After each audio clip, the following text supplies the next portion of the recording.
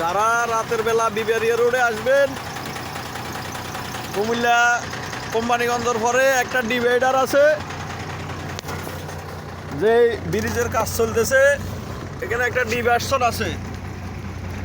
এই ডাইভারশনের এই তীব্র যানজট সৃষ্টি হয় রাত্রের বেলায় এবং খুব কুয়াশা থাকে, ওইগুলা মাথায় রাখিয়ে আসবেন। প্রিয় ট্রেলার ড্রাইভার ভাইয়েরা, যারা বিবারিয়া রোডে ঢুকবেন রাত্রের বেলা, কুমিল্লা কোম্পানিগঞ্জের পরে গ্যাস ফিল্ডের এখানে ব্রিজের কাজ চলতেছে, রাস্তায় ডাইভারশন আছে, সবাই ওইটা মাথায় রাখিয়ে আসবেন।